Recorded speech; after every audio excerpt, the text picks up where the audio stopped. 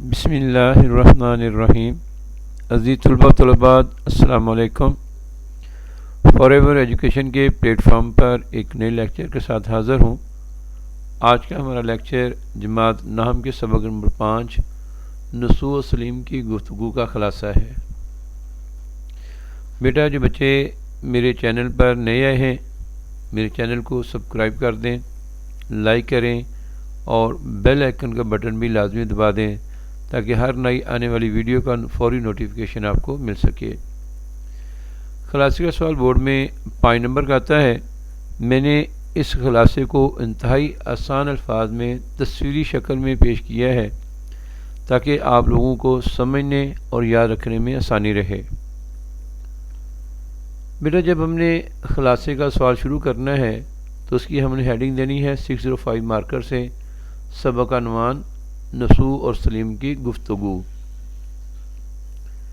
اس کے بعد ہم دوسری ہیڈنگ دیں گے، مصنف کا نام ڈپٹی نذیر احمد دہلوی۔ یہ دونوں مکمل لائنیں آپ نے 605 مارکر سے ہی لکھنی ہیں۔ اردو زبان کے پہلے ناول نگار ڈپٹی نذیر احمد بتاتے ہیں کہ اولاد کی تربیت کرنا والدین کا اولین فریضہ ہونا چاہیے اور انہیں ذرا بھی غفلت کا مظاہرہ نہیں کرنا چاہیے۔ والدین کو معلوم ہونا چاہیے کہ بچوں کی تربیت کے لیے موزوں ترین وقت بچپن ہی ہے، جس میں انہیں بچوں کی ایک ایک عادت پر نظر رکھنا ہوگی، کیونکہ اگر عادت بد پختہ ہو جائیں تو پھر انہیں سنبھالنا مشکل ہی نہیں ناممکن ہو جاتا ہے۔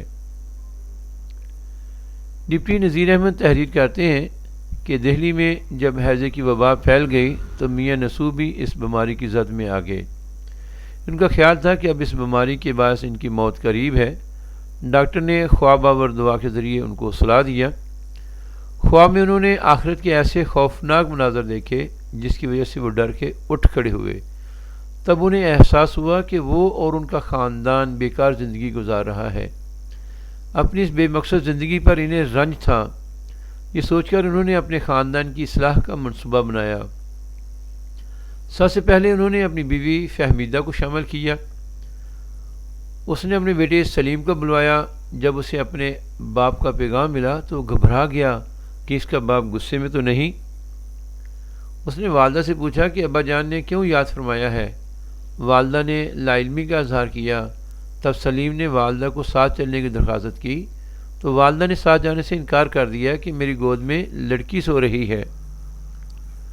سلیم ڈرتا ڈرتا اپنے باپ کے پاس پہنچا تو اس نے پوچھا کہ وہ آج مدرسے کیوں نہیں گیا۔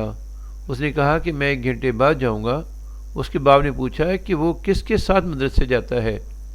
اس نے بتایا کہ میں کبھی بھائی کے ساتھ چلا جاتا ہوں تو کبھی اکیلا۔ مزید پوچھنے پر اس نے بتایا کہ بھائی جان اپنے ہم جماعت کے ساتھ امتحان کی تیاری کرنے اس کے ہاں چلے جاتے ہیں۔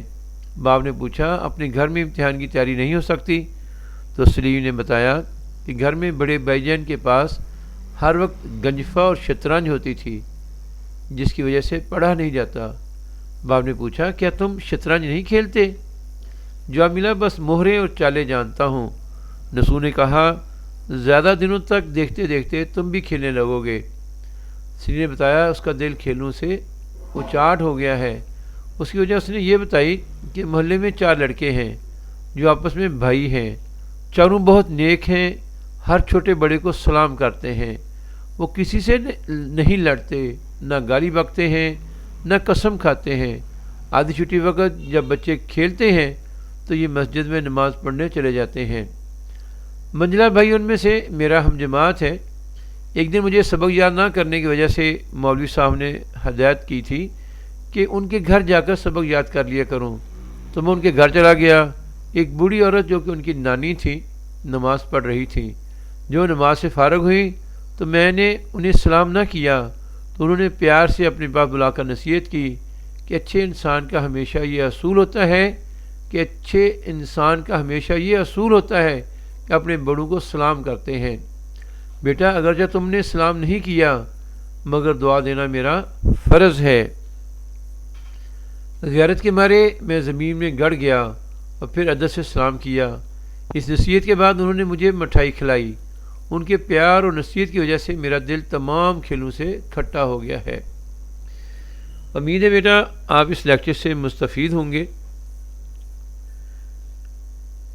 ایک نئے لیکچر کے ساتھ جلد دوبارہ حاضر ہوں گا۔ آپ خود بھی اس کو سنیں، اپنے دوستوں کو بھی اس کو شیئر کریں تاکہ زیادہ سے زیادہ طلباء اس سے مستفید ہو سکیں، اور میرے اس چینل کو سپورٹ کریں، اس کو لائک کریں، سبسکرائب کریں، اپنے دوستوں اور گروپس میں اس کو شیئر کریں۔ جزاک اللہ۔